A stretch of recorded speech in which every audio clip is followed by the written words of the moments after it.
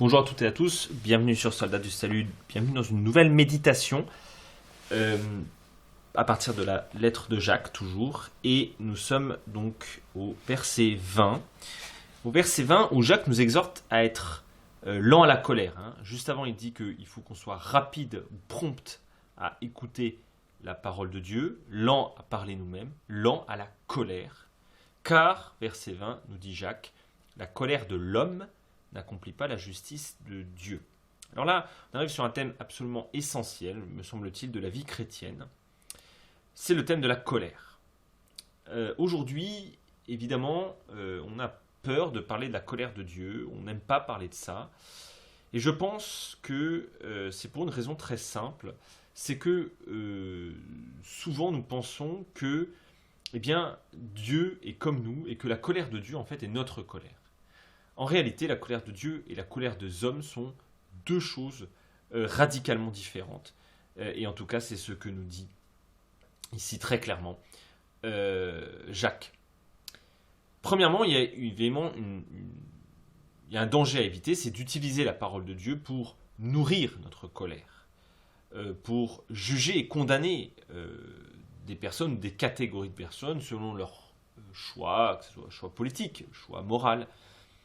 Là, évidemment, nous avons tendance à tout simplement justifier notre colère, placer notre colère, si vous voulez, à la place de la parole de Dieu. Parce que, encore une fois, nous avons parfois tendance à penser que notre colère est toujours justifiée. Alors, elle peut l'être d'un point de vue humain, mais en tout cas, ses fruits ne sont jamais bons. Et c'est ce que nous dit la parole.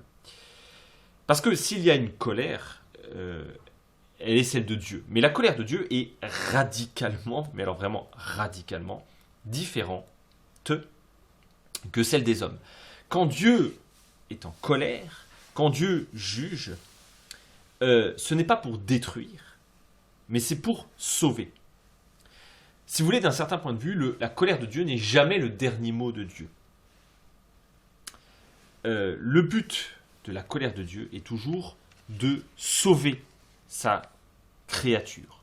D'ailleurs, la colère de Dieu n'est pas tant contre nous que contre un peu, j'ai envie de dire, nos actes. C'est ce que nous dit Paul dans la lettre aux Romains quand il dit que la colère de Dieu se révèle depuis le ciel contre toute impiété et injustice des gens qui tiennent la vérité captive dans l'injustice. Donc c'est contre, si vous voulez, d'un certain point de vue, nos actes, mais pas contre nous-mêmes en tant que créatures, que la colère de Dieu, j'ai envie de dire, se déclare. La parole de Dieu veut créer, là où notre colère veut détruire. Elle veut tuer. Voyez. Et donc, la colère de Dieu a pour but de nous réveiller, de nous purifier. Or, nous pensons, au fond, nous, et c'est la colère qui, évidemment, nous pousse à penser ça, qu'on peut réparer le mal par le mal. Que notre colère, alors que notre colère, en réalité, est pour la mort, pour tuer. C'est ce que dit Jésus lorsqu'il dit que, dans le Sermon sur la montagne, Matthieu 5, verset 22, où Jésus dit « Si vous êtes en colère et que vous insultez votre frère, alors c'est comme si vous le tuiez. » La colère est une âme de mort. Il n'y a pas de sainte colère. Il n'y a pas de colère justifiée, puisque la colère de l'homme n'est là que pour détruire. Et donc, eh bien, en fait, nous sommes appelés à accueillir la parole de Dieu, mais à pas nous l'approprier, à rester, si vous voulez, j'ai envie de dire, des gens responsables face à cette parole. Finalement, quelque part, Jacques nous dit, de quoi voulez-vous vous nourrir ? De la parole ou de la colère ? Parce que la colère, on l'aime en même temps aussi. La colère, elle nous donne une énergie. C'est comme un shoot d'adrénaline. Elle nous donne une énergie incroyable. Et on aime cette colère parce qu'elle nous rend vivants d'un certain point de vue. Ou en tout cas, elle fait un sentiment de vie. Là où nous sommes appelés plutôt à nous nourrir de la parole de Dieu, qui va plutôt nous déposséder.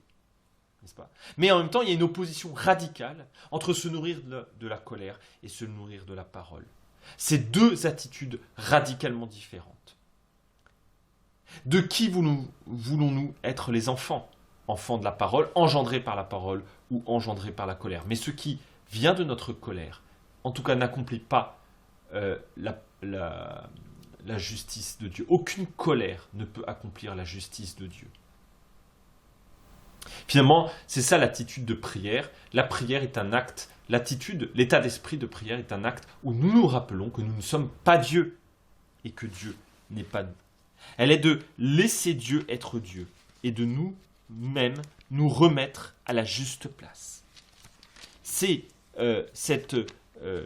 n'est pas autre chose que dit Paul dans Romains 12, verset 19, lorsqu'il dit « Ne vous faites pas justice vous-même, puisque la colère sert à faire justice nous-mêmes, bien-aimés, mais laissez place à la colère, sous-entendu la colère de Dieu, car il est écrit « C'est moi qui fais justice, c'est moi qui paierai en retour, dit le Seigneur. » Et ça montre, et là je voudrais vraiment arrêter là, parce que c'est quelque chose d'essentiel, ça montre que la colère est quelque chose qu'utilise le péché. On a l'impression que la colère est quelque chose qui nous rend service, c'est faux, c'est quelque chose qu'utilise notre péché comme un instrument pour se mettre à la place de Dieu. Dans notre colère, nous nous mettons à la place de Dieu pour faire justice nous-mêmes.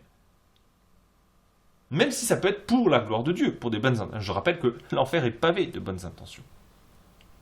C'est tout simplement, la colère est un moyen de nous rebeller, même inconsciemment, contre Dieu. Et nous rebeller contre Dieu est quelque chose qui nous mène à la mort. Tôt ou tard, même si on a l'impression que dans notre colère, on fait avancer les choses, en réalité, on n'accomplit pas la parole de Dieu. Car ni la parole d'ailleurs, ni la justice de Dieu.